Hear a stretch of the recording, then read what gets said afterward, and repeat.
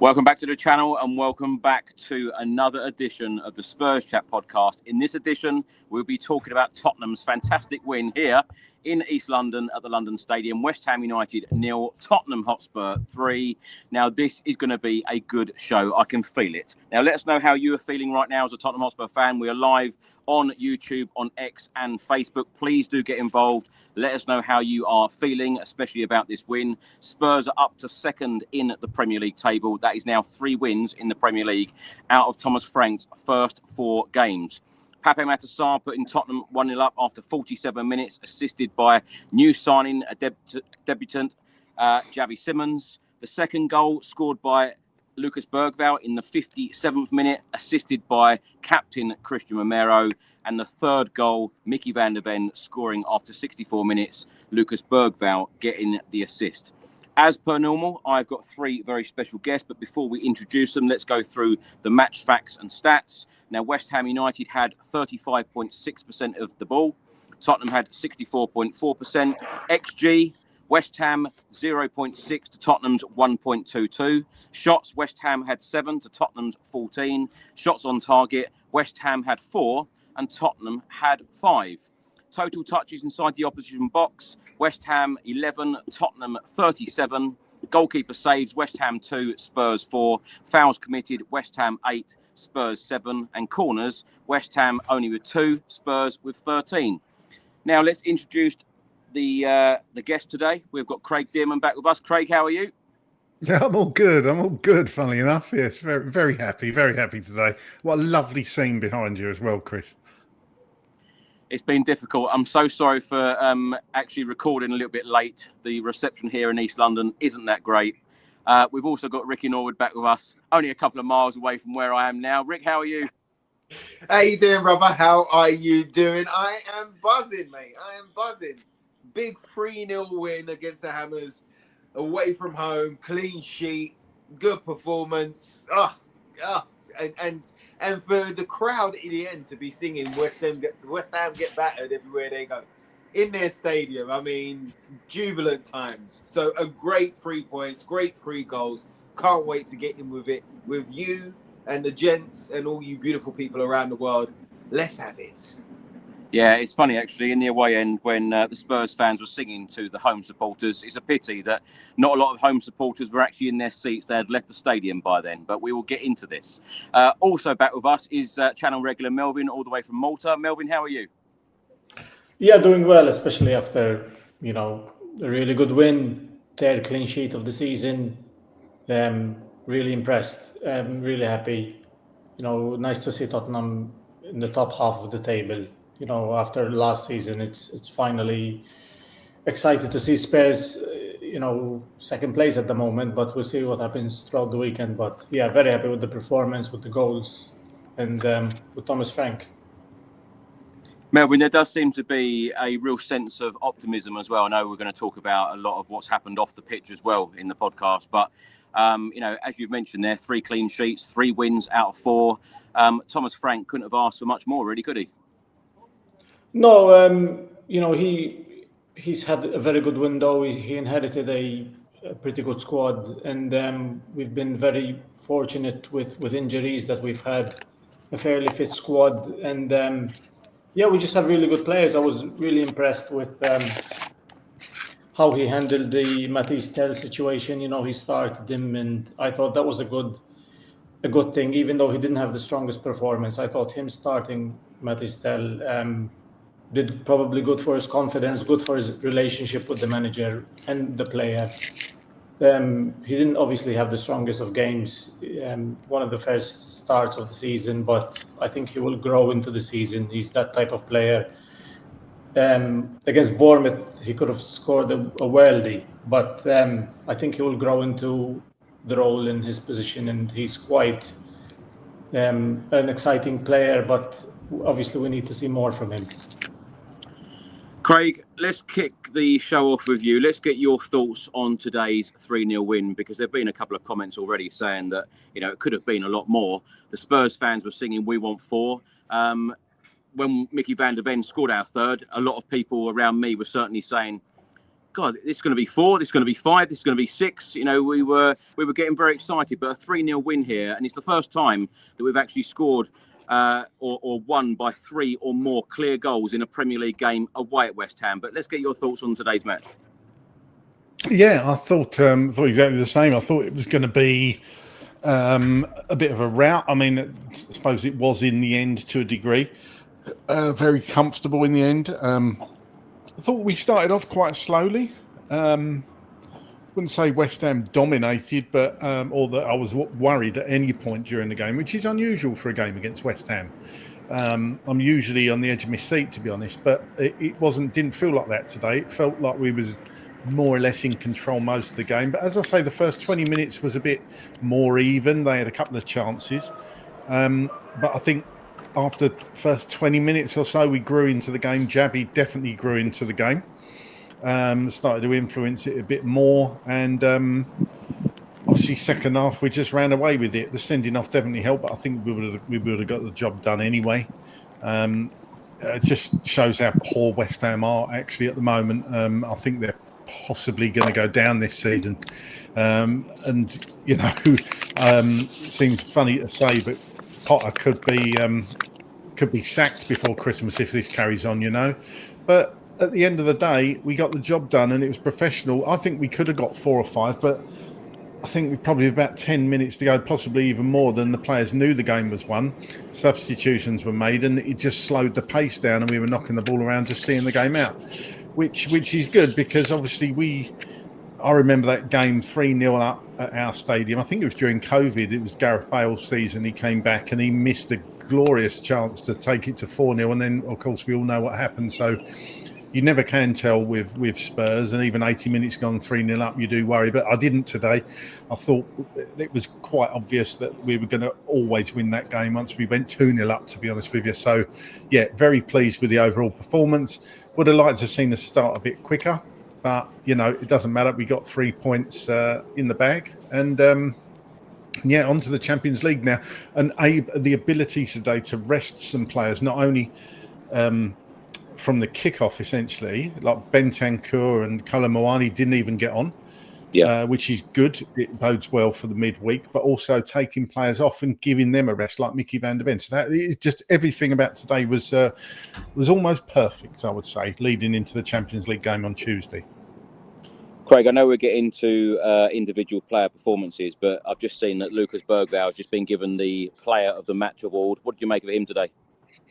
Thought he was outstanding. I thought he was really good. He wasn't my man of the match, I have to say. He was definitely up there, but yeah, great headed goal, obviously, which we'll come on to. But yeah, another brilliant performance. And he's really I mean, he was good last season, wasn't he? Let's be honest. But he's I think he's going to be a big player for us this season. But yeah, you could, I mean, like I say, I wouldn't have picked Bergwijn man of the match. Romero just edged that for me when you look at his numbers, and his passing was just unbelievable today. But yeah, very, very confident performance by Bergwijn again today. Ricky, let's come to you. Let's get your thoughts on today's match. Mate, I mean, I can just firstly reiterate what Craig was saying. Everything that he said was absolutely spot on. For me, the beginning of the game, it was always going to be a bit back and forth. You know, we was at the London Stadium. It is their cup final. You know how much a Tottenham West Ham game, how back and forth, and how much normally is very explosive. You know, so I think for their fans, and they came off of a win, you know, against Nottingham Forest. So I think they had a little bit of more confidence going into it, with a few new signings in there. So that first 20 minutes, it was back and forth. You know, Paqueta had a good chance as well with it. I think it was within that first 20 minutes. But again, like Craig said, after 20 odd minutes, once we found our rhythm, we just started to just take charge. And I think it wasn't like an arrogance, but there was a sense of control within all of them. Like there was nothing that West Ham could chuck at them that was going to really bother them. And I don't mean that as arrogance. I think more as confidence, more confidence within the players. You know, do you know, Ricky? Ricky, sorry to interrupt. I very nearly tweeted earlier, and I thought I don't want to come across as an arrogant Spurs fan, but I nearly tweeted that exact thing of that was easy. Spurs made it look easy.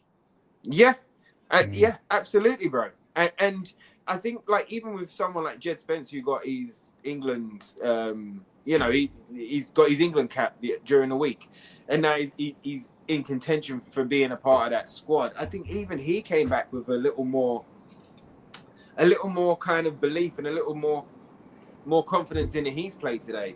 There was many a time that he was like, "Give it to me, I'll make it happen." Pat Sarr is turning into such an important player for us. He's turning into the midfielder that you 100% put down on the team sheet, and then everybody else works around him. You know, he is up and down, defensive, offensive. You know, nicking the balls, high press, and for him to get the first goal today to kind of not only settle the nerves, but something that we could then build on, which we did immediately. He's becoming such an important player. He scored twice in midweek as well for his in the internationals. So he's doing such an amazing job in this midfield, and you know, Paulinho as well, getting 90 minutes. He got the 90 minutes today, didn't he?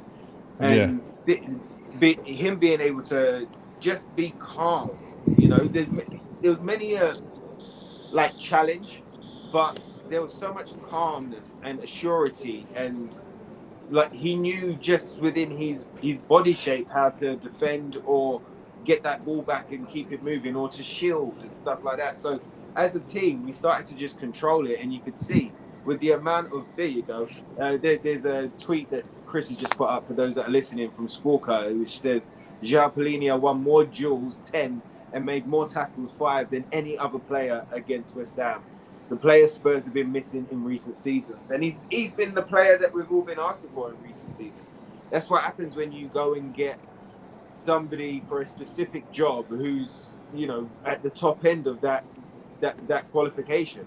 We haven't got a 6, 8, 10 and can play on the wing. He's a 6, and that's what he does, and he does it tremendously well. And you saw that today. You saw how much control and how much confidence that we had within our defence as well. If it got past Paulinho, then you've got to deal with Mickey Van der Ven and the tremendous Romero today. You know, some of them passes were Toby Alderweireld-esque, and it's such a dangerous weapon to use as well, because everybody steps off of it.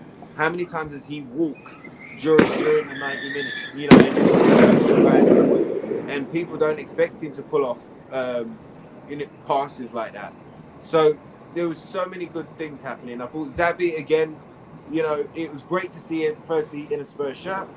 I think he had a good game. I think he grew into the game little bit by little bit.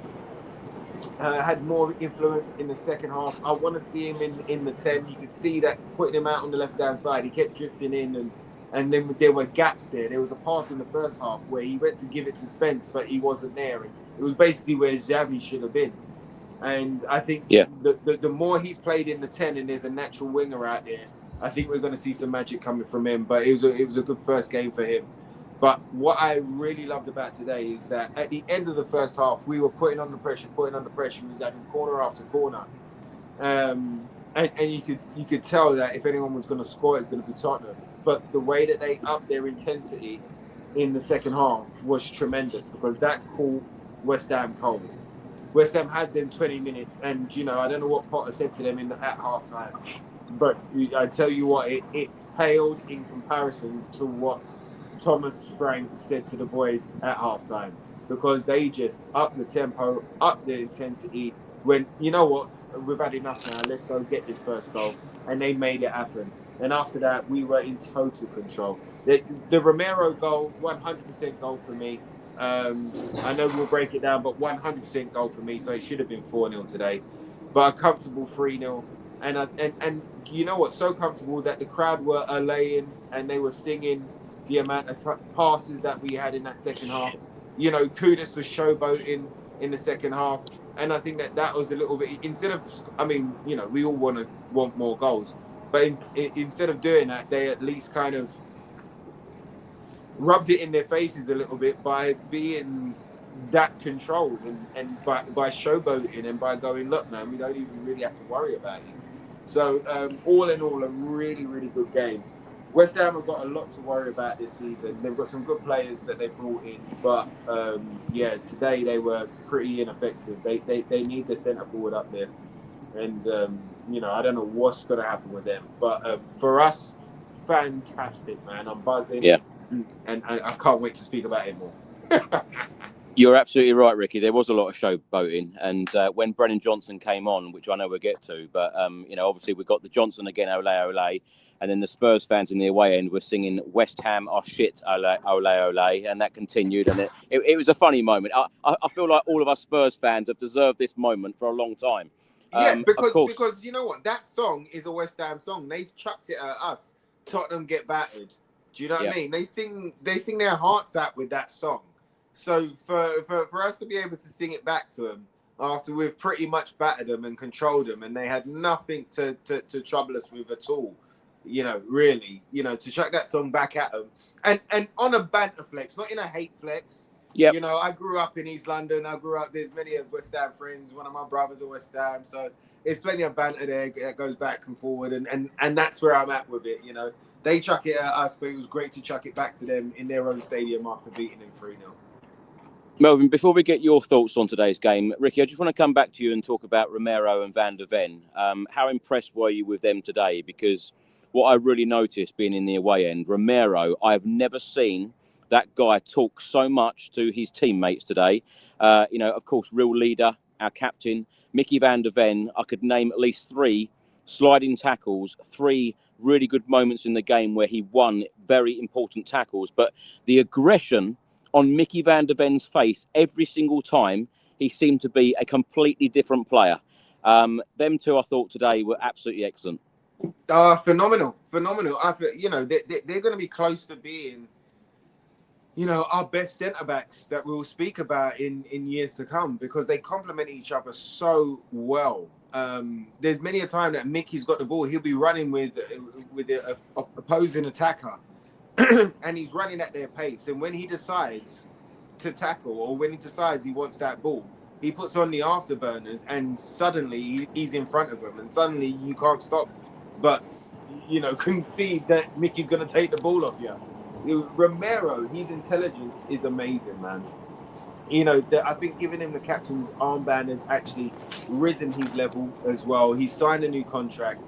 He wants to be here to represent the shirt and represent us, and go out there and take us into this new era, which we're in.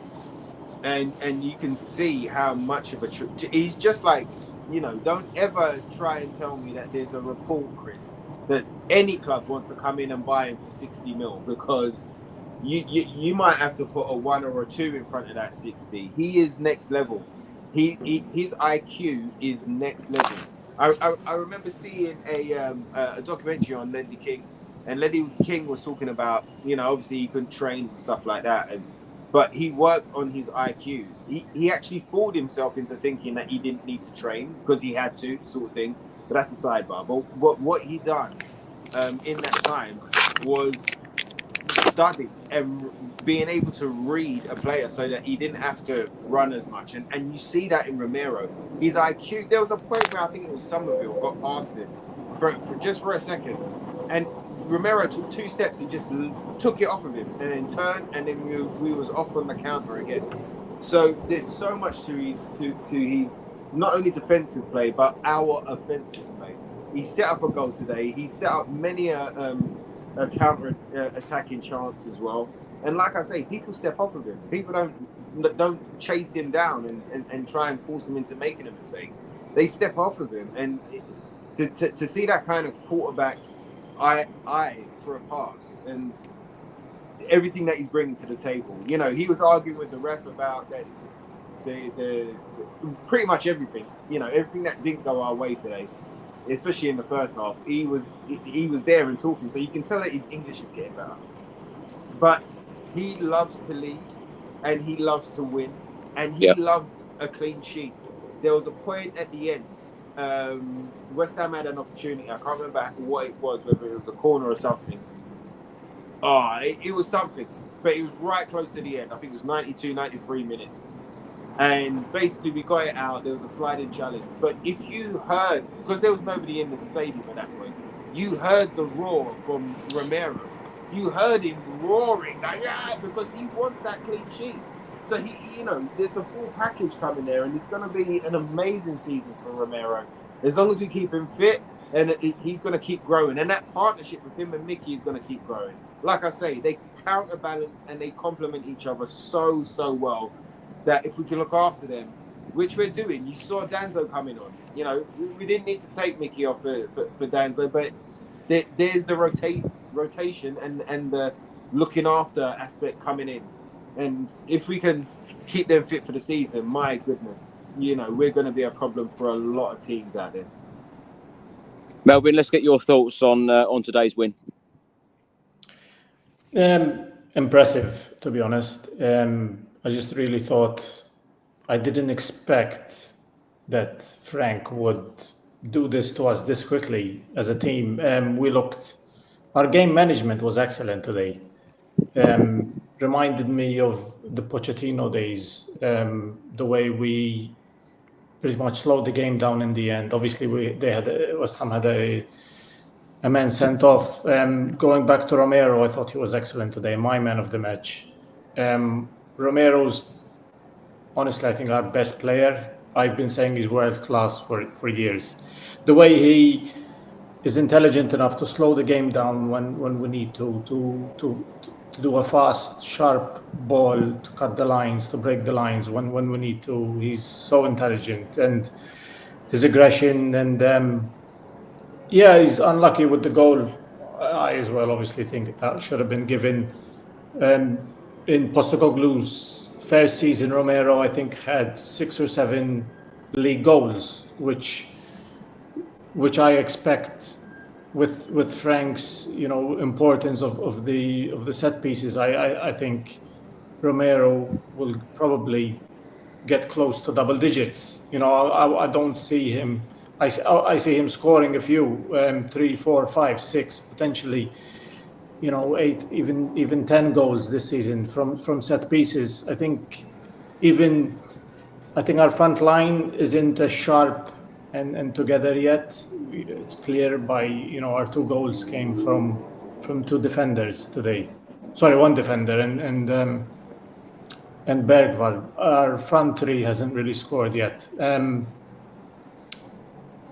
I think that's going to take time, but I'm still really impressed with the team, how we set up, how mature the performance was. I know West Ham are not in best of form, but to go there and get a 3-0 victory, keep a clean sheet, not really be troubled. I don't really remember Vicario pulling us out of jail.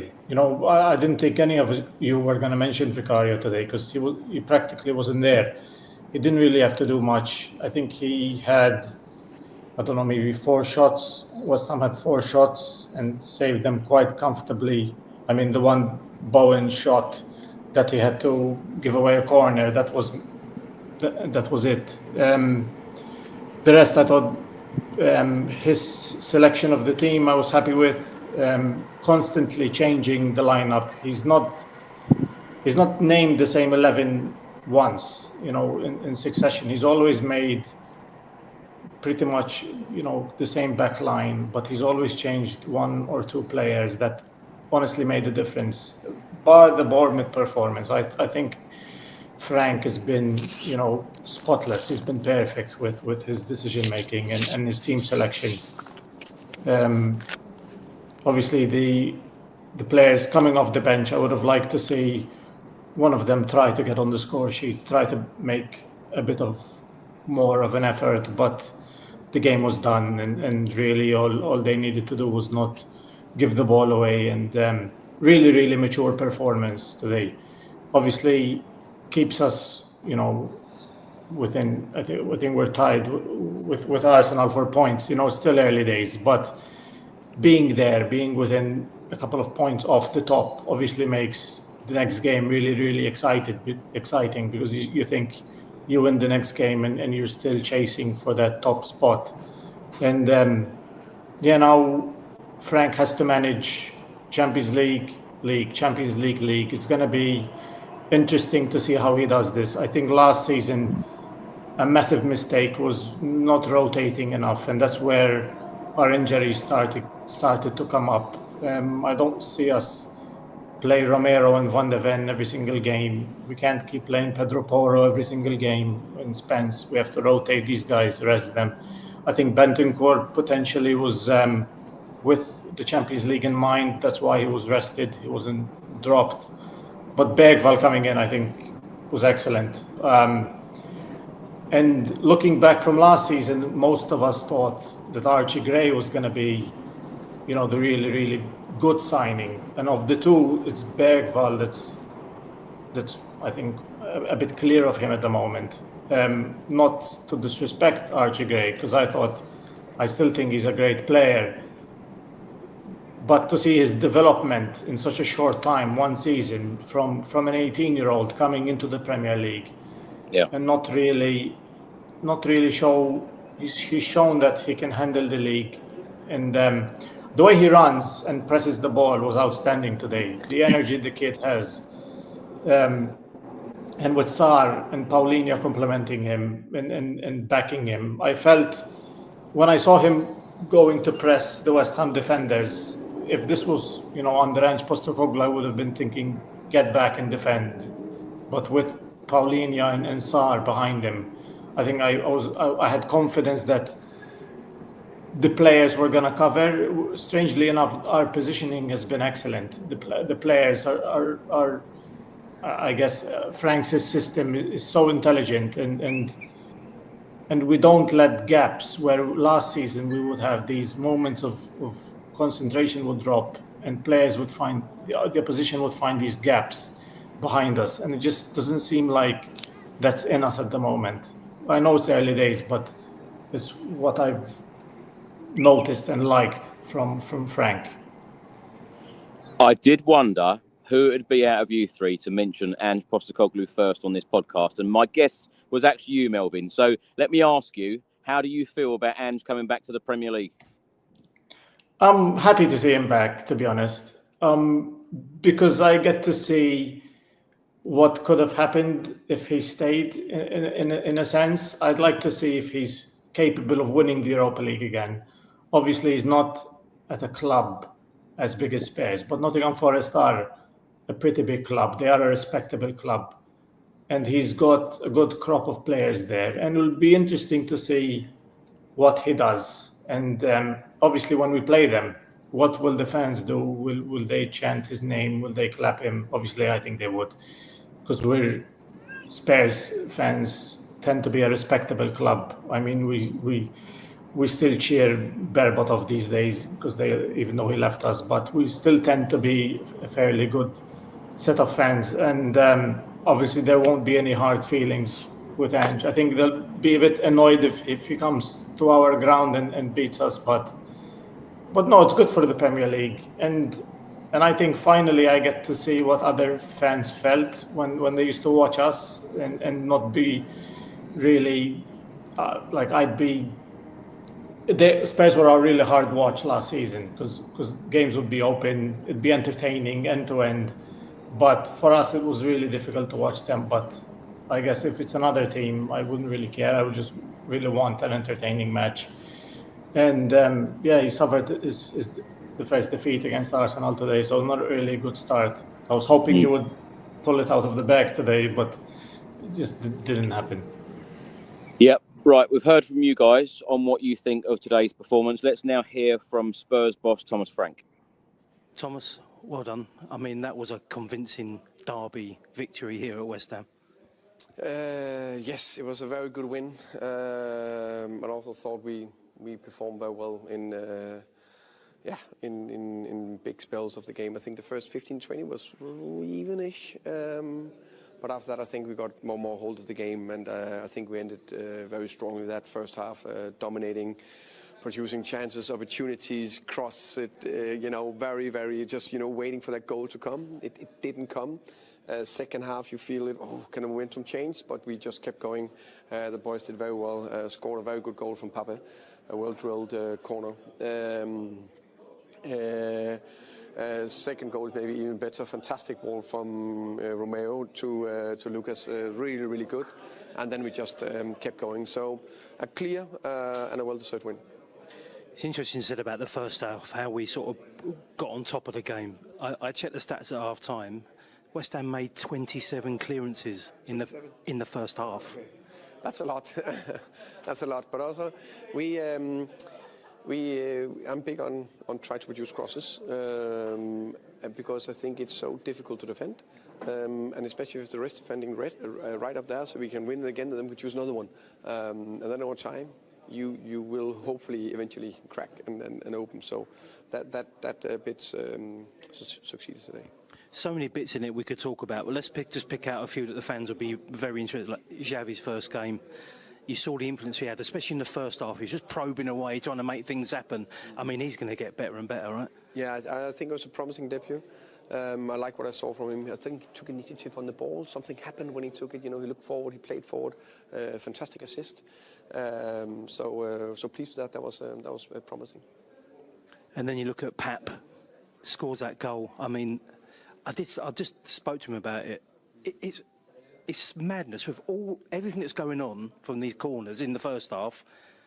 Pap stood there. He just stood there, and the ball and bang with the header. Brilliant.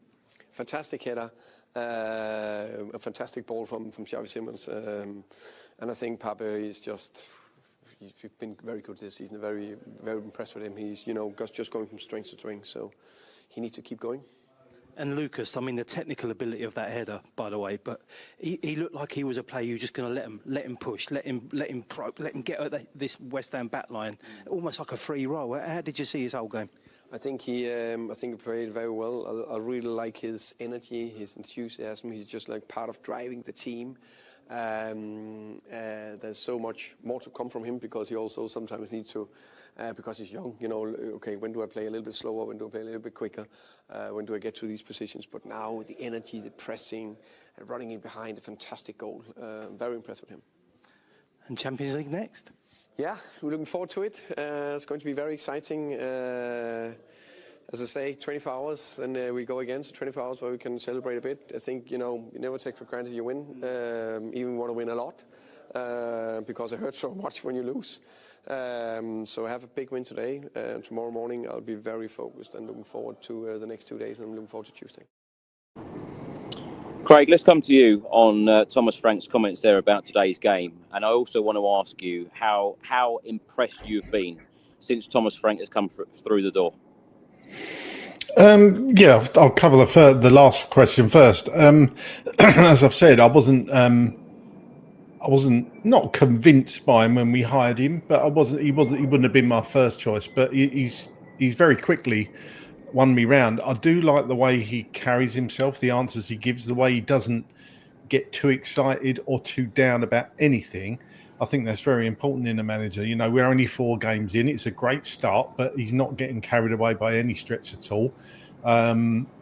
He's giving players praise, but he's still giving them room to improve. That's what I love about his interviews. He's not like saying, oh, so-and-so was brilliant, best thing in the world. He's always giving them that little bit more to do. He wants to see more from them. And that's exactly the type of answer he gave there when talking about Xavi Simons. You know, he's very calm. That's what I like about him. It's funny because I loved Ange. I think he was almost too laid back sometimes on the touchline. Conte was too much, and Thomas Frank's kind of somewhere in between, which is really good. I did like his press conference just then, praising Xavi Simons and Pap Sarr.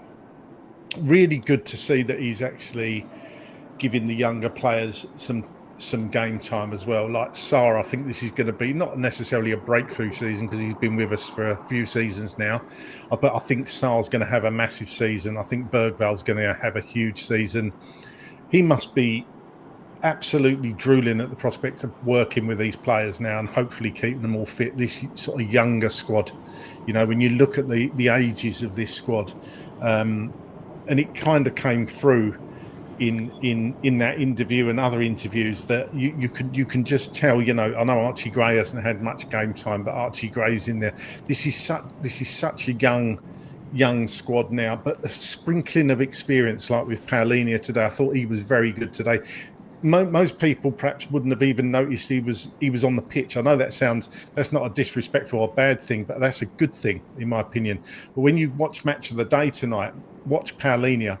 Yeah. Because I watched him for periods today, and he just does that dirty role that nobody, only certain players want to do. And he does it so well, just patrols that area, does the easy stuff, breaker up a player, the dirty stuff, as I say. And Thomas Frank is going to absolutely love that. Absolutely love that. But yeah, that was a really good interview he gave to the club. Craig, let me also ask you, because Thomas Frank touched on this as well, about corners and set pieces. It's very important to him. It's going to be very important to Tottenham this season. And we're creating so much from set pieces and corners. Yeah, we are. And just going back to that interview, he did make me laugh when was it Milesy, the chap that was interviewing him? Is that his name? Yeah. He said to him 27 clearances or something in West Ham. Even he was surprised by that. That tickled me. Set pieces. I love the fact that we're a threat now at corners. I really love that, because there were so many years that we weren't, even under the Pochettino era. You knew Ericsson taking a corner, it wasn't going to beat the first man. Those corners today from Simmons were slightly different to what you get from Porro. Porro likes to whip it in. Javi Simmons more high looping. And you saw today, and we'll come on to the goals, but Sarr standing at the back post. Jamie Redknapp did a good bit of analysis, actually. In the first half, we had a corner. The corner come over from Kudus, very similar one. Sarr's just standing at the back post, totally unmarked. Now, when West Ham were actually doing zonal marking, I don't know actually what they were doing, to be honest with you, but Sarr was alone at the back post. So it's obviously something they've worked at, and he was asked this after the game. And he was saying, yes, that's exactly what they targeted. And if the ball's right, Sarr would have a free header, and that's exactly what happened. But with the long throws, again, we didn't have too many of them today, but the long throws, I always love the long throw. It's such a weapon. People say it's park football. My Sunday and Saturday team used to utilise the long throw a lot. But I still think it's a big part of the game and can be a big part of the game. Used to love watching Rory Delap throw the ball in. That was such a threat. And Dave Challoner, who used to play, who did he play for? Tranmere, somebody like that, wasn't it? Massive threat, so it can be. It's proved it. It can be a huge thing, and it can get you goals. And again, we've proved it today. Craig, just a quick yes or no: are West Ham going down? At the moment, I would have to say yes. From what I've seen, yes. Good stuff. Good stuff. That's the right answer. Right, Ricky, let's come to you. Let's talk a little bit about the starting 11 today, because as we are all aware, and I think Melvyn touched on it earlier about Thomas Frank making so many changes. We've spoken about this at length on the podcast in previous episodes, how we all feel like it's going to be very difficult to choose Thomas Frank's starting 11 game by game, week by week. This is what he went with today. Vicario in goal, the back four of Porro, Romero, Van der Ven, Spence, Bergvall, Paulinia, Sarr, Kudus, of course, returning to the London Stadium, having left West Ham in the summer to join Tottenham. Simmons making his debut, and Matisse Tell up front. Now, before the game, I was talking to a lot of Tottenham fans inside the London Stadium, and they come up to me and said, Tell, why on earth is Tell starting? But of course, we've already mentioned it on the podcast this evening that we have got games coming thick and fast. Everyone is going to get opportunities. Everyone is going to get game time. Thomas Frank has got to rotate, surely. What did you make of the starting 11, and how are you feeling when you saw that starting 11 come out? Well, firstly, I think it's great man management that he did start Tell. I think it's a really good thing to do, especially after the Champions League omission. Mm-hmm. The response by Tell was a great one, and I was happy with the response that he put out on Twitter. The only kind of thing that I was questioning was that he put him up front. I thought he would have put him on the left and would have put Xavi in the 10 and Richarlison up front. But you know what? It's something that he's done here. Those that have come, especially from those that have been on long haul flights, and especially those from the South American countries, he's not actually really played. Romero came back early. He had a yellow card for Argentina, so he didn't play the second game. So he came back in early to training. So that was great for us. But like Bentancur's only just got back, and Richarlison's only just got back, and there is something smart maybe that they're thinking of, especially with flying and altitude and the stuff that it does to your muscles, and playing in different time zones and stuff like that. That maybe they've taken the decision to go, all right, and cool. Well, with the squad that we've got, and we are going to rotate, as you guys rightly said. But with the squad that we've got, we don't need to play Bentancur today. We've got Champions League Tuesday, so let's do that. And the same with Richarlison as well, who has been injury prone. So starting Tel, I would have started him on the left, but okay, cool. He had an opportunity today to come in and put that right. For me, I think I said this maybe on the last pod, but for me, all you have to do, as an example, is look at Jed Spence from Matisse Tel.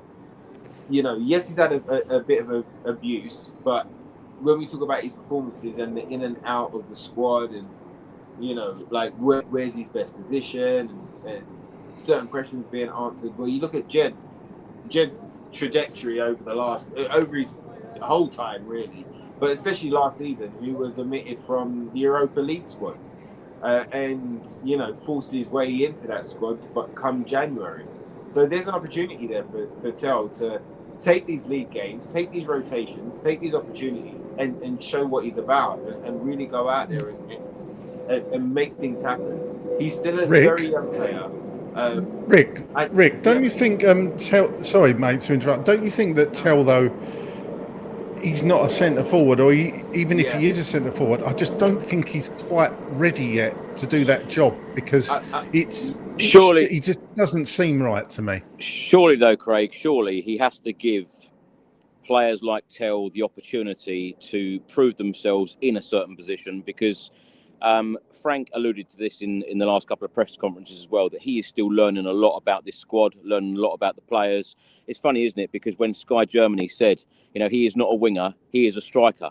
But of course, I feel like a lot of us need convincing on where his best position is as well. But as I said earlier, when you've got League Cup games, when you've got, I know he's not in the Champions League squad, but Premier League games, they will all get opportunities, and it is about grabbing them.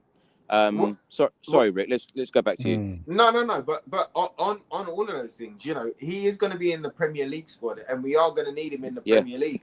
Yeah. And so he, like you say there, Chris, he the manager's got to give him an opportunity in certain positions to see where his best position is, and give him a go at it. But I'm kind of with you, Craig, as well, in the sense that centre forward, I think left wing is his best position right now for us. I think it utilises his speed, it utilises his take-on ability, his dribbling, his tricks. He can find a player within that position a bit more, and I think that he can grow in that position a bit more.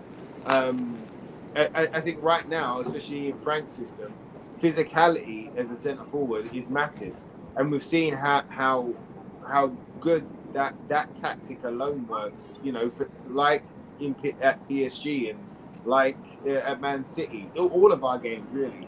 The centre forward and the physicality of the centre forward has been a big thing that we've worked towards, and I think that's one of the things that when you're looking at the side today and the game today, you're going, that's the thing that's missing, is the fact that he didn't get to use, he didn't get to hold up the ball, he didn't get to use his physicality, he couldn't really rough up West Ham's defenders. Their defenders looked a bit bigger than Tel, to be fair. I mean, Tel put in a lot of hard work in the sense of running the channels, making runs, quick flicks in and around.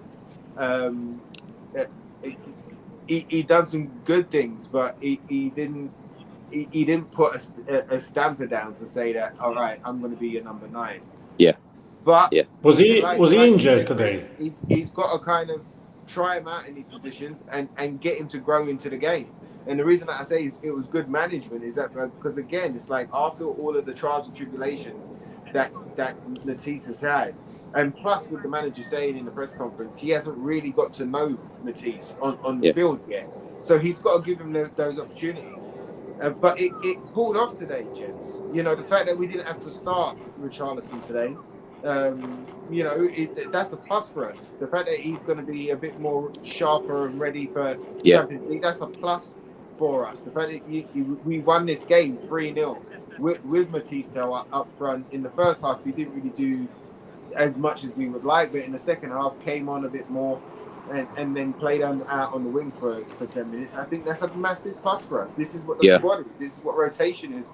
This is what, you know, we want for our side. And at the end of the day, we won 3-0 tonight with someone like Bentancur not having to start tonight and stay sharp, and Richarlison stay sharp for that Champions League game. You've got to play players like Tell as well in these sorts of positions in easy games like this as well, haven't you?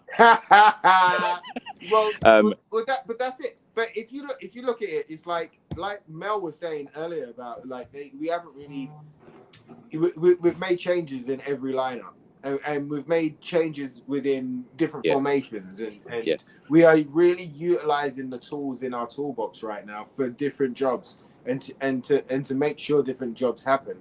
And we're going to have to get used to that, you know. And even look at the subs today.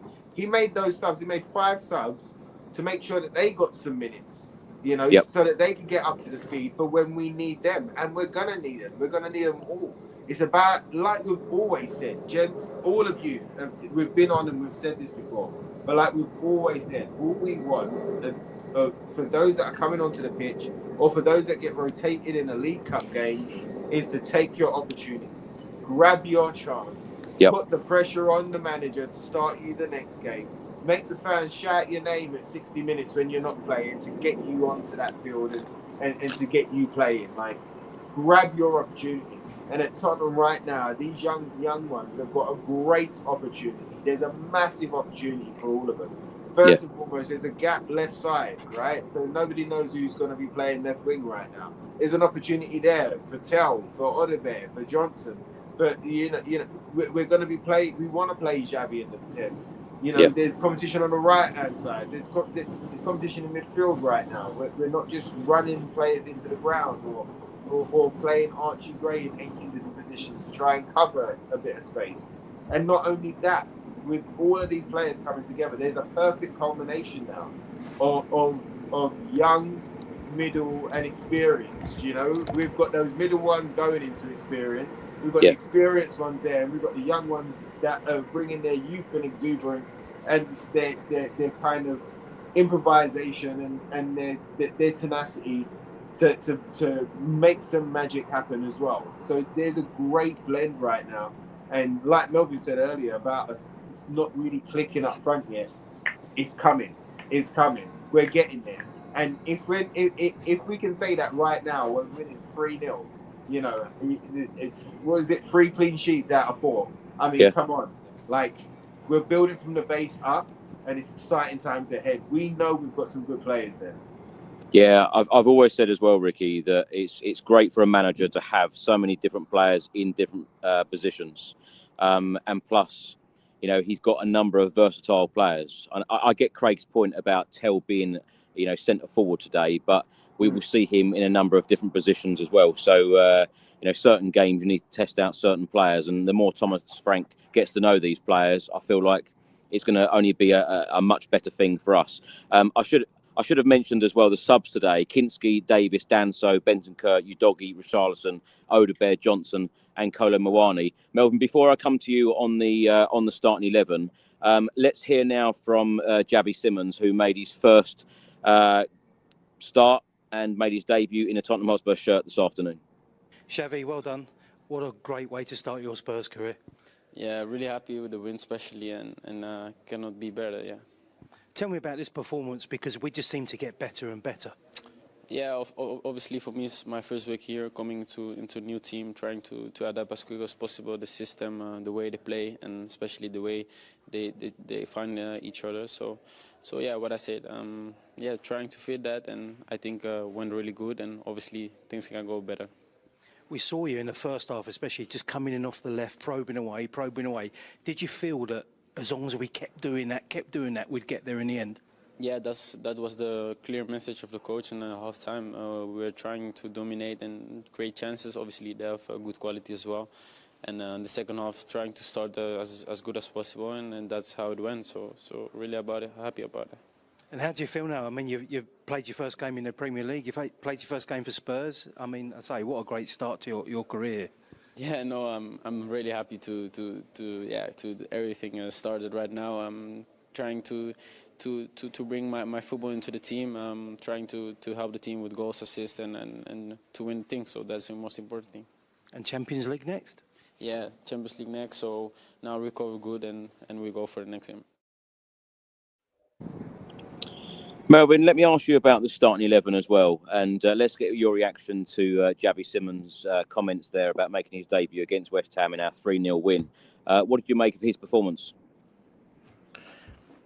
He was okay for a debut. I mean, to put him in an North London derby, he wasn't, as electric as I thought he would be, but obviously he's still finding his feet. Even the team in general is still finding their feet up front. It wasn't the best performance, but it wasn't bad. He didn't have a bad performance either. It's tricky to come into a new team, to play away, to play a North London derby, and to have a really successful match. It's gonna take time for him to click, to form partnerships. I think I'd like to see him play the number 10. I think to keep him on the left would be a shame, because I'd like to see him link up on both sides. I think he can go left, he can go right. I think to keep him just on one side would be a shame, but I think it gives Frank, options. That's the thing with this team. There's lots of options. I mean, Tel can play right, left, striker. Cowlin the same. Xavi can play multiple positions. Richarlison the same. There's plenty of flexibility and different combinations that the team can be set out. I was happy. I think it won't take him long, because his technique and his skills are outstanding. So I don't think it'll take him long for him to settle in the Premier League. I like some of his passes and his link-up play with Jet Spence. He didn't lose the ball. I thought he was quite clever at times. It's just going to take him some time to gain confidence. And obviously, I wish he got a goal, but to get an assist on his debut is still pretty good. I think Kudus taking corners from the right, Xavi on the left, I think is quite smart. His ball delivery is quite excellent. I mean, Pape Sarr just had to head it in. I mean, he found him quite, really, really good delivery. I was impressed with the quality of the corner kick. So from that aspect, a very positive debut, something that he can build on. But I was hoping, I was hoping for a magical goal or some kind of, Son-esque dribble. But I think I was asking or expecting too much from him today. Craig, I think that will come very soon, Marnie, from Xavi Simons. And let's also ask you about Mohamed Kudus, of course, returning to the London Stadium. He got a number of jeers and boos today inside the stadium, but he put on a show yet again. Yeah, Xavi Simons, first game, he's going to grow into this league and into this team, and I'm sure he's going to do wonderful things. So I'm really looking forward to seeing the next few months and how he progresses. But yeah, Kudus, I thought, was was good today again. He certainly didn't hide. He didn't play any just easy passes for the sake of not making a mistake. He went at players. He got stuck in and tried to do his thing, and he was always going to get booed. If the thing is, I've always said, if you're a player and you leave a club, go somewhere else, and you don't get booed, then the fans didn't think you was a good player. They only boo good players. Yeah. So, what's going to happen? Of course, he's going to get booed. But yeah, he's another big player. Let's hope he can stay fit. But again, he's instrumental in a lot of what we do. He's not necessarily what he does on the ball. It's off it. He's great at pulling players away, and he actually what's the word I'm looking for? He will pull two defenders to him, and that creates space in behind, for somebody else. So it's not always what he does with the ball, it's what he does without it because of the threat he is. Craig, Thomas Frank said in his post-match interview there about it was very even, the first 20 minutes of the game. I actually thought that in the first 20 minutes, West Ham played some decent football. Would you agree? And what went wrong for them today? I suppose that's what I said at the start. For that first 20 minutes, it was certainly more even. They did have moments. I wouldn't say they troubled Vicario massively. They had a fair bit of possession and they managed to get up the pitch a little bit. But I was never that bothered. Like I say, I was never that worried about it. I didn't see him as a huge threat. They only really had Bowen. Paquetá obviously went close in that first half. I just think it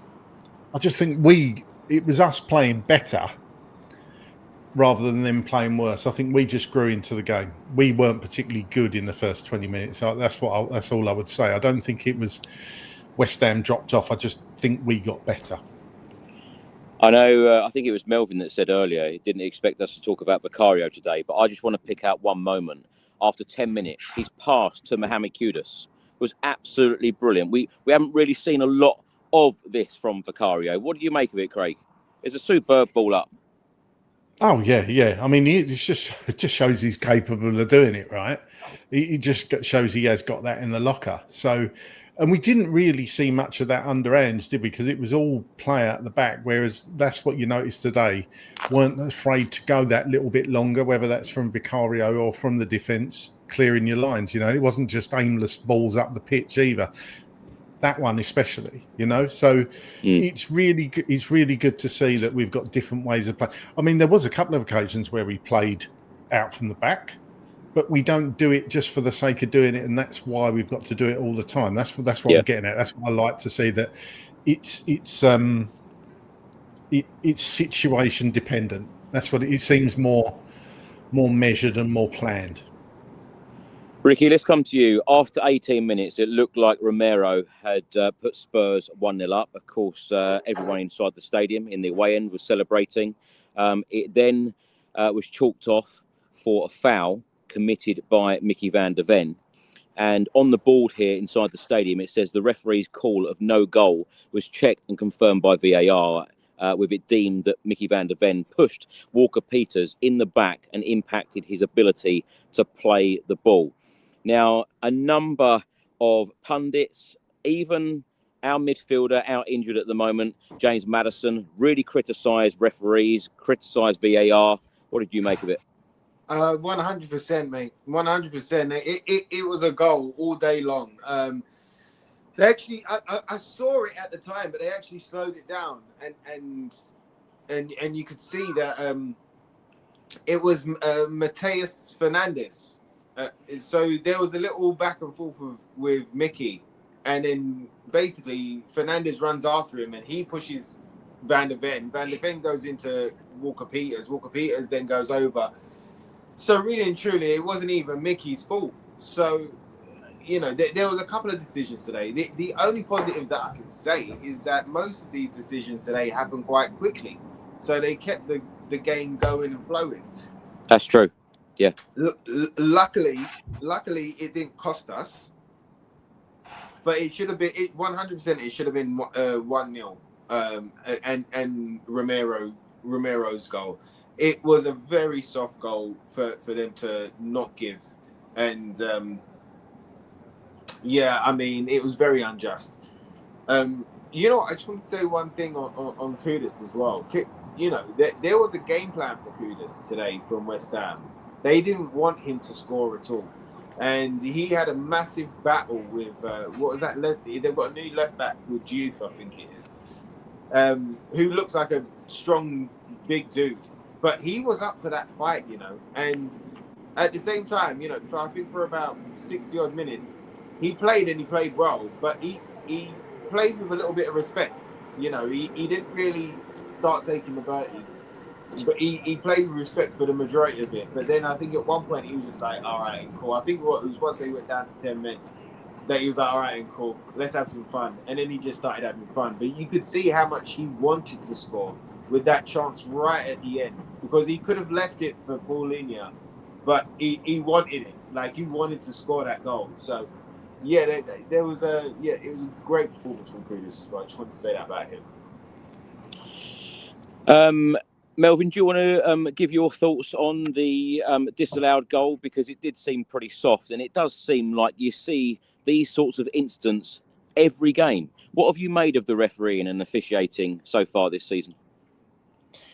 Yeah, with this goal, there's a bit of a grey area, because if he hadn't chalked it off, you know, VAR would have never said anything. VAR would have been happy with the goal being allowed. So there's a bit of a grey area.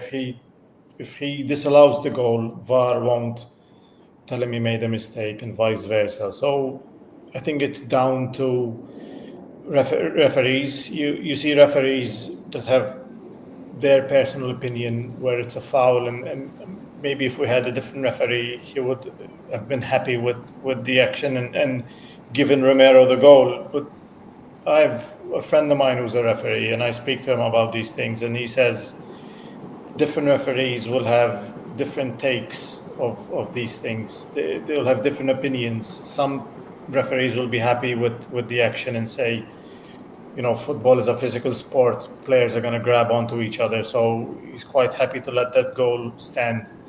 But it's down to the personal interpretation of the referee. And I think at the moment, he saw Romero grab the player and said, I better intervene, and chalked it off immediately. It would have been annoying if, for example, the game ended 0-0 and we dropped 2 vital points. But in the grand scheme of things, you know, we still ended up winning comfortably, and it didn't really affect us in the end of the day because we still got the 3 points. Melvyn, can I ask how you were feeling at half-time going in 0-0?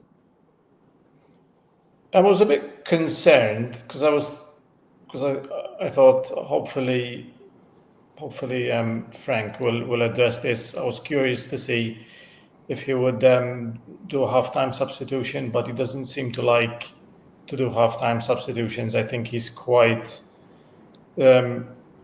capable of changing the game with his half-time team talk, doing small adjustments. So I was still quite calm and optimistic that we were going to win. Obviously, we scored quite quickly, which is great, which is something we didn't do last season. So that was an instant relief. And obviously the red card sort of, you know, eased the game further. And obviously the goals came quite quickly.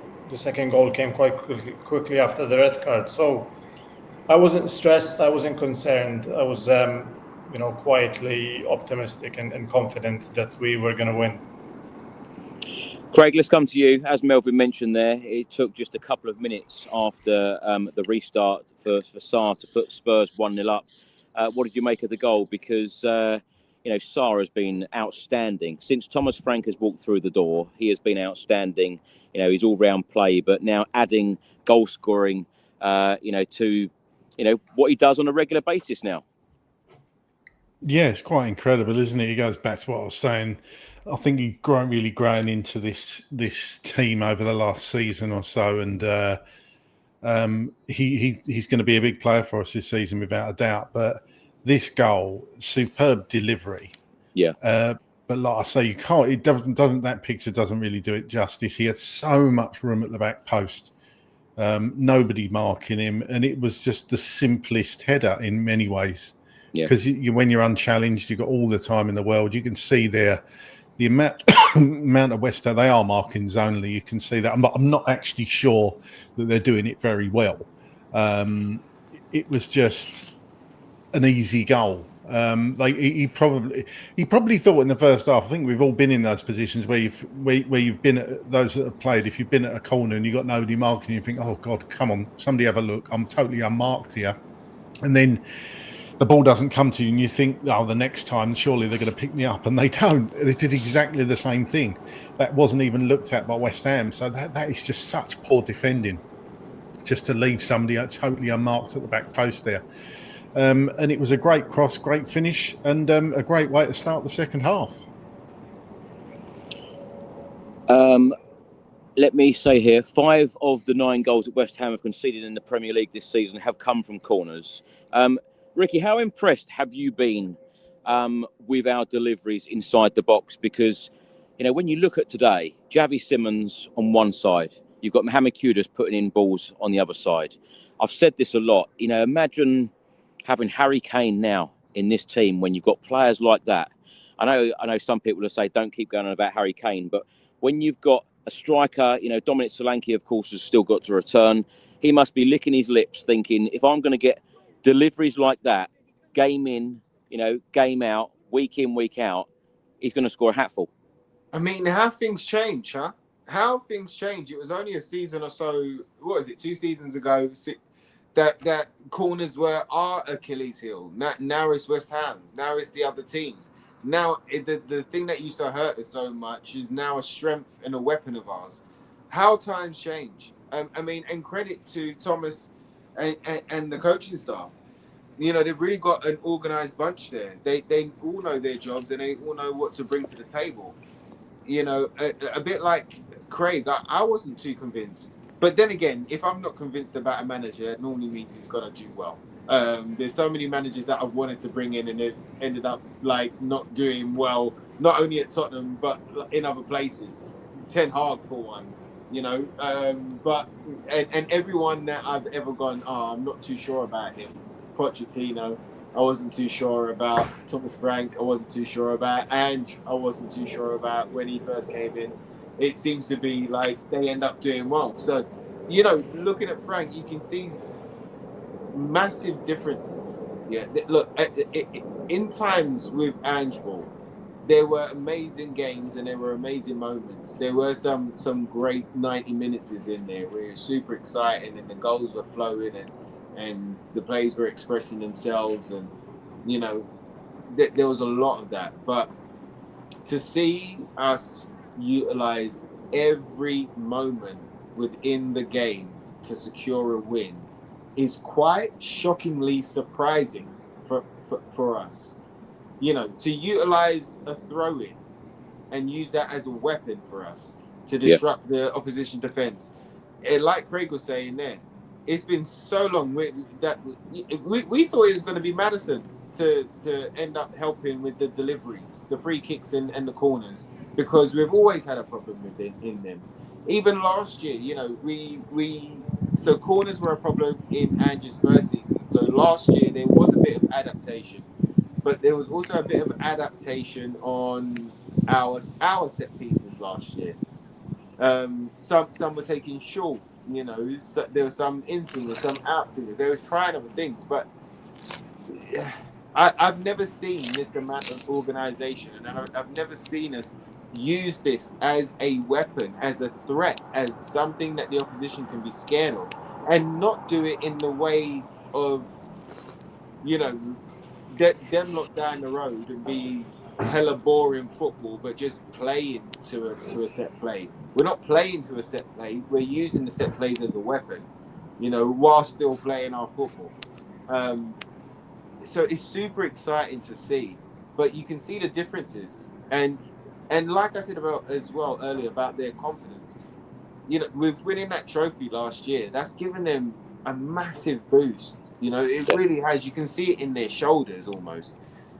And so that coupled with a tactician and somebody who loves the 1% to go out there and win and bringing it all together, it's so good to see. But it's shocking all at the same time. Frank's done a bit of a sit down chat with Michael Carrick about managing and his schedules and how he manages a week and what he does after a win and after a loss. I recommend everybody to go out there and watch that just to understand the man a bit more. He's a multi-thinker. Like there's multitaskers. He's a multi-thinker. He's thinking about so many things at the same time. All I can see is it doing well for us. All of these things coming together. To see a free kick, to see a corner, and see that the opposition are scared about that is a great thing to see. Long may it continue, long may it grow, and this is just the first couple of steps. They haven't got into their groove yet. Watch when we get into our groove. There's going to be so many weapons that we're chucking at an opposition that they're not going to know how to plan to play against us, let alone play against us. It's going to be exciting, gents. Ricky, in your piece there, you mentioned the word shocking. What was shocking was the challenge on João Palhinha after 54 minutes from Thomas Souček, who, of course, got the red card. This was the challenge. A shocking challenge, I must say. And this is what came up on the board from VAR inside the stadium. The referee's call of a red card to Souček for serious foul play was checked and confirmed by VAR, with the contact deemed to be high on the shin, which endangered the safety of the opponent. Melvyn, let's come to you on this. A shocking challenge. I don't think it would be anyone to argue this, not even the most deluded West Ham fans. No, I don't think I've seen a referee pull out a red card as quick as he did. I mean, his decision, I think, must have taken like half a second, because the red card, I was literally, I said red and red was out. That's how quick the referee was with his decision. I mean, it was right in front of him. Like textbook. Lucky that Palhinha didn't have his leg planted onto the floor, onto the pitch. Could have been really bad. He got lucky because it kind of grazed the leg rather than have the contact full on, which showed because it completely tore off part of his sock and you could see his shin pad underneath. So lucky from that aspect, because another time with our luck would have been a really serious injury. But lucky for us and lucky for Palhinha, it was only a scrape. He scraped him, but obviously those type of challenges usually end up with the player being either sidelined or in hospital. But clear red,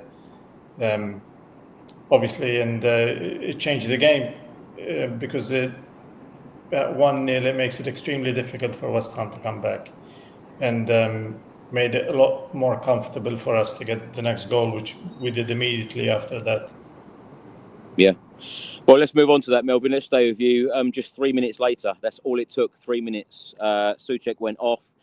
They were down to 10 men, and then Spurs went 2-0 up. Melvyn, what do you think of the second goal scored by Lucas Bergvall? Yeah, with Lucas, I thought when he was going to be played, I thought that Palhinha and Lucas would be a double pivot. And it just wasn't the case. Palhinha was the single pivot with Sarr and Lucas looking to bomb forward and to press high.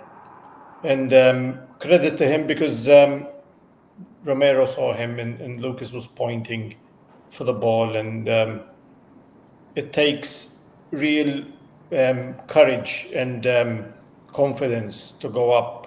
And he was asking for the ball. And credit to Cuti Romero for, putting it on a plate. He just... I mean, Bergvall is blessed with height. He's very tall. I remember seeing a photo last summer of Lucas Bergvall, Solanke, and Archie Gray. And someone commented, we say Big Dom, but Lucas is just as tall as Dominic Solanke. And to have really tall players and play in midfield, and it's an asset to the team, because to have someone that naturally gifted. I remember Winks in the Amazon documentary telling Dele Alli, "I wish I was tall as you," because it does make a difference, when you have these, physical attributes, and his pace and his stamina and the way he can cover the grass so quickly. Yeah, credit to Lucas. Great finish as well. I mean, to score immediately, you would think. It reminds me a bit of how Dele Alli used to get chances like that and bury them. He just needed one, and he would slot it straight in. And with Lucas, it seems he does have that capability of receiving the ball and doing something with it, and not wasting it, or not needing. I think Richarlison suffers from this. Richarlison needs 3 or 4 chances to bury one. And to have a player that, if you present him with one opportunity and he scores it, is a really good asset to the team. And I think Bergvall is quite capable of being that kind of player where all he needs is half a chance and he's going to score. Craig, let's come to you on Bergvall here, because he became the second youngest player to both score and assist a goal in a Premier League game for Tottenham, 19 years old, 223 days, after Nick Barmby against Nottingham Forest back in December 1992, who was 18 years, 321 days. We often rave about players. He won all of the awards last season at Tottenham under Ange Postecoglou. How good is Lucas Bergvall going to be in these next few years? And, does it make him a player that Thomas Frank can't drop? I know we talk about squad rotation, but when players like Lucas Bergvall are in such great form, how can you drop them? How can you rotate them? Yeah, it's funny you mentioned Nick Barmby there. I just didn't even realise he looks like Josh Hughes. I couldn't believe it. You look at him, he looks like Josh Hughes.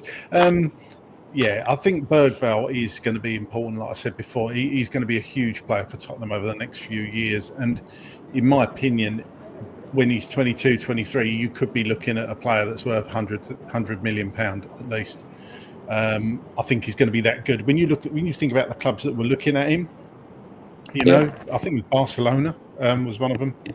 I think City were looking at him. When you're fishing in the same pond as those clubs and the player chooses you, not only does that give you a boost, but you think, okay, there must be something about this player. And it doesn't always work out, but he showed last year glimpses of what he's capable of, especially towards the end of the season. Gutted to lose him towards the end of the season, could have really done with him. But now you saw him the other week. He was frustrated when he was essentially rotated. He wants to play every minute, and that's just the danger with young players. They want to play every minute.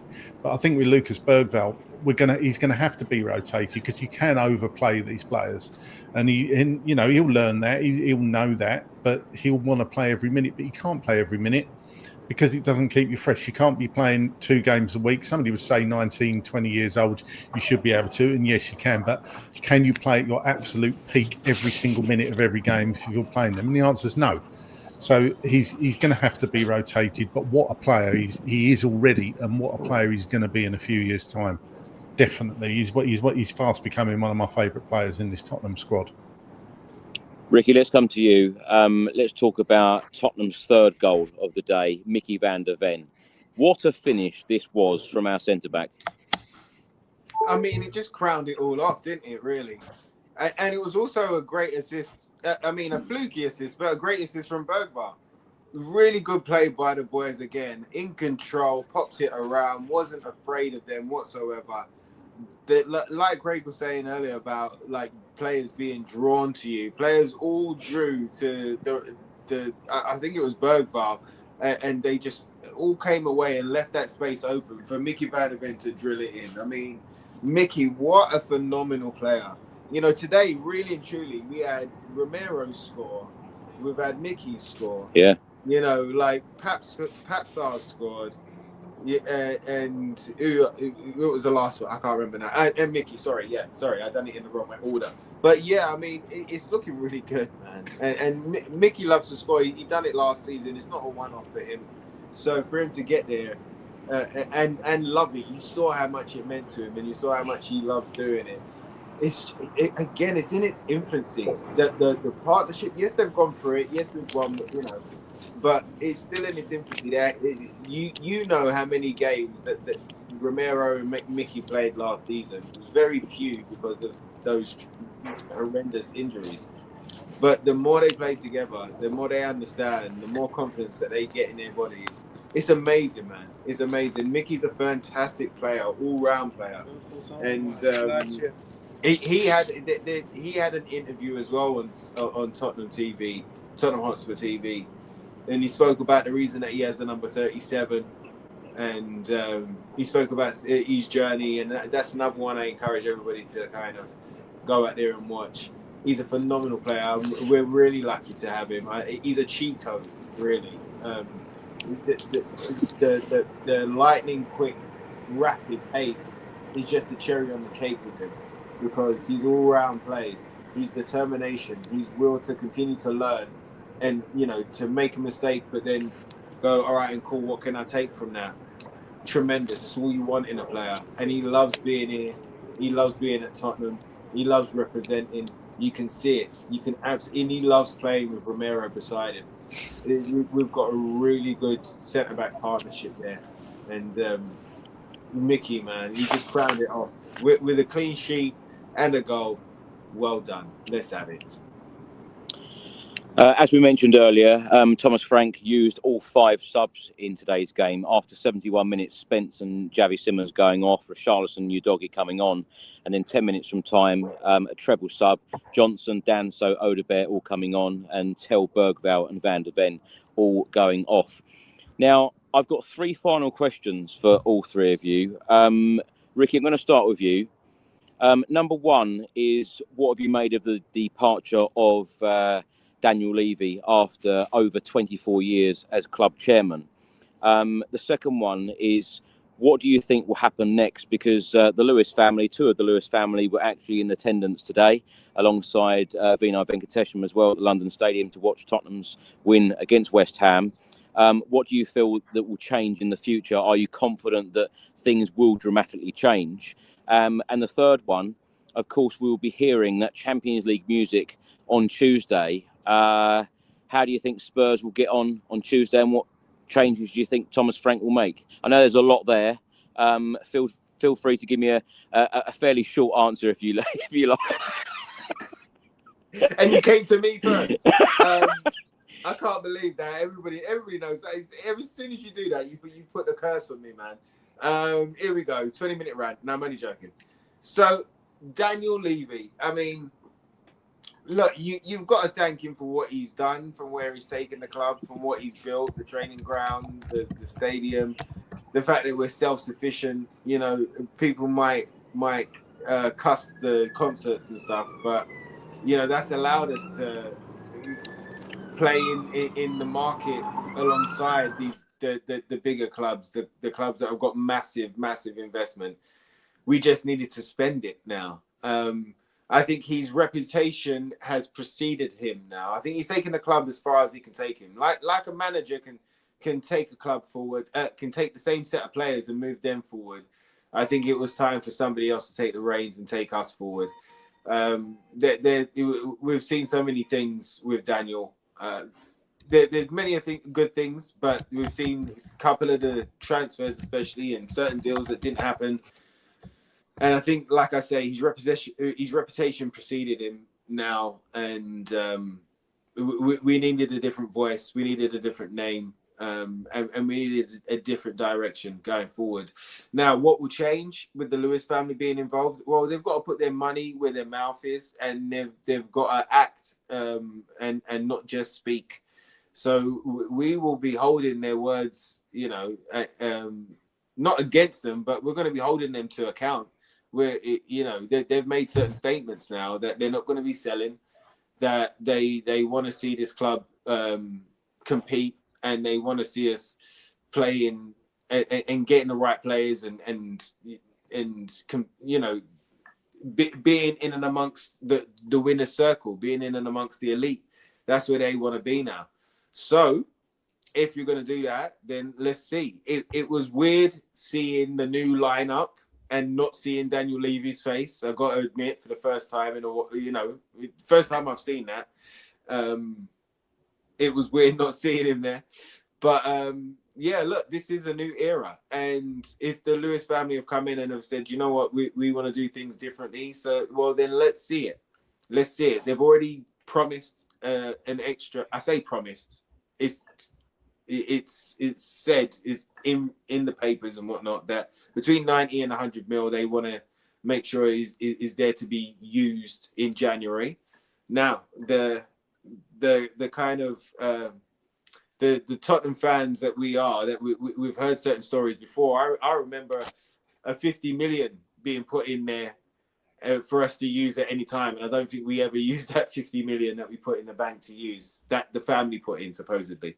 But they're talking about between 90 and 100 mil for January, which then allows us to go out there and get a player or two that are really special. Let's see. They want us to be in the driving seat. So let's see. They've got to back their chat now.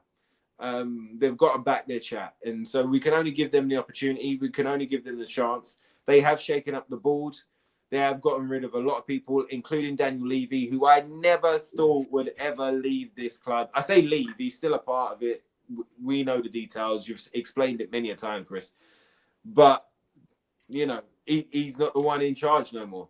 So let's see. Let's give him an opportunity. Let's wipe this slate clean. Those that were protesting, those that wanted change, well, we've got change now. So maybe now we can all be unified behind the team.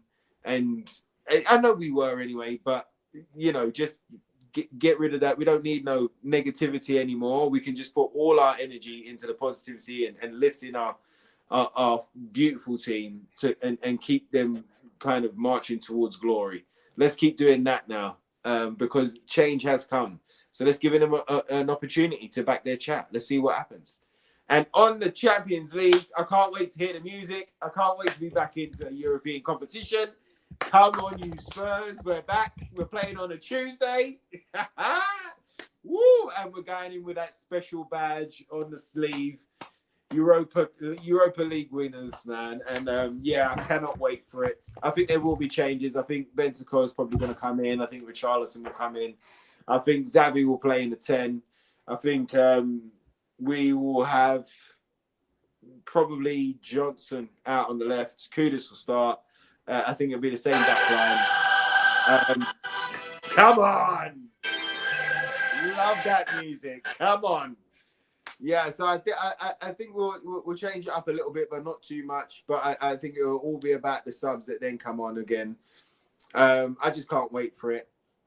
I suppose there's a prediction as well. I'm gonna go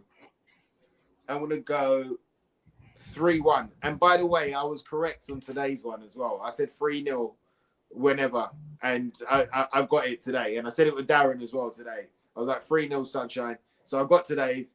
I'm gonna say on Tuesday, I'm gonna say 3-1 Tottenham. That's not too bad, Chris. That wasn't too bad. It wasn't too long, was it? Brilliant. I haven't missed my last train yet, so yeah, you're good. You're good. I've almost run out of battery, but I'm good for now. Melvyn, what about you? With Daniel Levy, obviously, it was strange because it felt like, you know, in Harry Potter when Voldemort was killed, and then you think, what now? It's like there's for how many years we talk about this guy, and he occupies the majority of the podcast sometimes when things go wrong. It's like, now what? Because he's out of the club. Obviously, there's still lots of work to be done behind the scenes, but I always felt that Daniel Levy was sometimes unlucky and sometimes got really lucky. with certain things. I think obviously he did overall a fairly good job. You could say he built the club to what it is, but at the end of the day, he needed to take a step down. I think that was definitely the correct decision. But he needs to be remembered for what he did, because he's also done a lot of good. I mean, other football clubs are trying to copy what he did. So obviously things happen behind the scenes that Spurs did right. On the pitch, obviously 17 years trophy drought, which we finally ended. That's obviously, it wasn't good enough and he had to go. Obviously he drove us crazy during the transfer windows, but it's strange because obviously he was a massive character. People say maybe he had an ego to him, but I always thought he did what was best for the club at the time. He brought in, elite managers, Pochettino, Don't say Nuno. Conte, Mourinho, obviously Postecoglou. I don't know how you do it. I don't know how you do it, Melvyn. Every time you're on this podcast, you always mention Jose Mourinho and Antonio Conte without foul. It don't matter. They define a part of the Daniel Levy era, and I felt him bringing in those managers, I think he failed them, and ultimately, which is why he got sacked, because he went into a direction of the club. He changed the direction of the club, and obviously that's what went wrong. I felt for years we were ahead of Arsenal, and with his mistakes that he did, bringing in these managers and then not buying the players for them, obviously we know what happened, and it was his mistake, his wrongdoing, and he sort of threw the stone on his own foot, and they were his decisions that ultimately, which is why he needed to go. Talking about Enoch and the new ownership, I don't know what's going to happen. Honestly, I would like to think from a Spurs fan, these guys are going to come in and spend millions and pay massive wages and bring in, the best talent in the world, bring, the superstars to Tottenham, and because that's what the fans want. But ultimately, I just want them to act like a serious football club. At times, when we need to buy someone, they put the money down and they bring the player in. When a manager is not doing well, they need to act quickly, sack him, bring in a new one. They need to act like a big football club. And at times I felt that's where Daniel Levy went wrong. He didn't act like a big football club. He always acted out of his Excel sheet.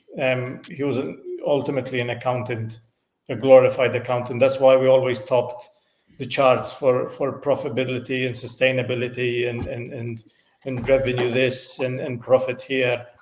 And ultimately his decisions were purely financial. And that was clear because he sacked Jose right before a cup final to save a few million. It's these things are what he will be remembered for, in my opinion. Apart from the stadium, apart from what he did, the training ground, all the stuff that Ricky mentioned. It's when the grandchildren ask you, Dad or Grandpa, who was Daniel Levy? I will say Daniel Levy was a great guy, a great manager, a great owner, but he sacked the manager right before a cup final. And going to the Champions League, I'm very happy we're back in the Champions League. I think we're going to struggle a bit in the Champions League, to be honest, this season. I think under Pochettino, the first few seasons, we had Champions League football under a young squad. It took a bit of a learning curve. And in the first season at Wembley, we struggled a little bit. We didn't even make it out of the group stage, I remember. Hopefully, I'll be really impressed if we make it into the group stage. We get through into the next round. I think it's a young squad. I think there's a big difference between Europa League to Champions League. We're going to be playing very, very high quality opponents, and I'll be really impressed with the manager if he can get us into the knockout round. For a quick prediction, I will say 1-0 Spurs. Craig, before I go to you, I was just going to say that including today's game, 6 games in 17 days. So we've got Villarreal on Tuesday, Brighton away next Saturday, followed by the Doncaster game in the Carabao Cup on Wednesday the 24th. 3 days later, Wolves at home in the Premier League. And then 3 days after that, Bodo Glimt away in the Champions League again. So I cannot stress again that, games will be coming thick and fast. And, as Thomas Frank said in the press conference only yesterday about the injury situation last season, the injuries in the last couple of seasons under Ange Postecoglou, if we can keep everyone fit and well and rotate these players, hopefully we will be okay. Craig, very quickly, I know me and you have spoken at length about this already, about the Daniel Levy situation, about the club ownership and about the future.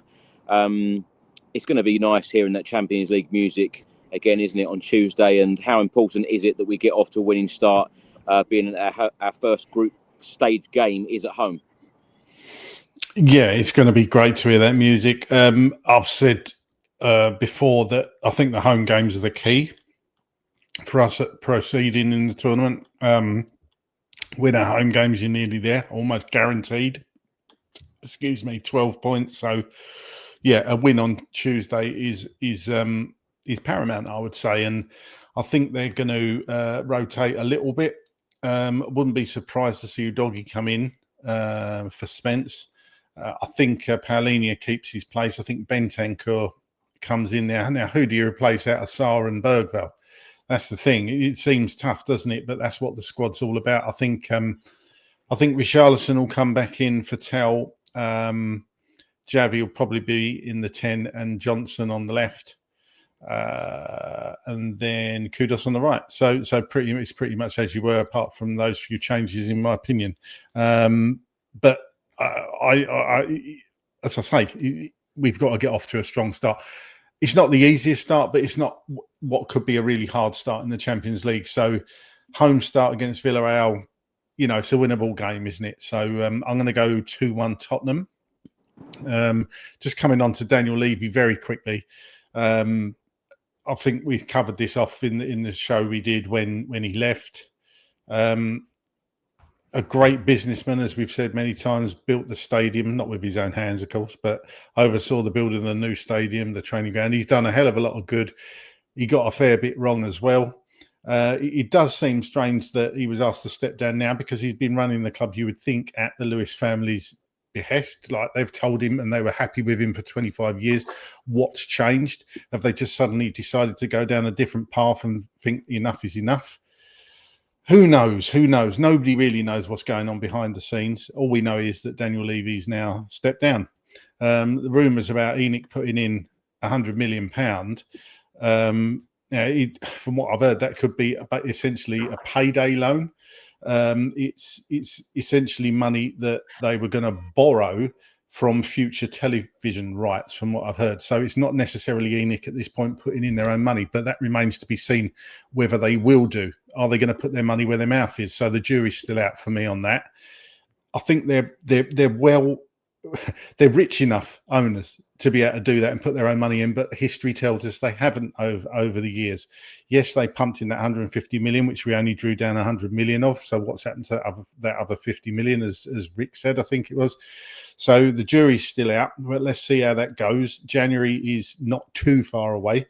Are they going to go back in for players like Savinho in January? Are we going to see other big name players come in and support Thomas Frank? We've still got a few players hanging around that need to go.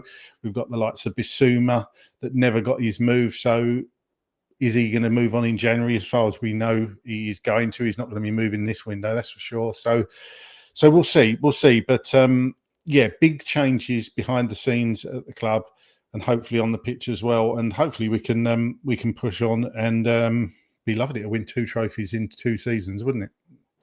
Craig, can I just ask you very quickly on Vinay Venkatesham, how impressed have you been with him and what he's had to say, and the amount of communication that we've had from the club as well? Because, you know, all of us, all 4 of us that have recorded so many podcasts over the years, we've always said that we want to hear from the club more. We want them to communicate more with us, with the fans. What have you made of the interviews that he's done so far?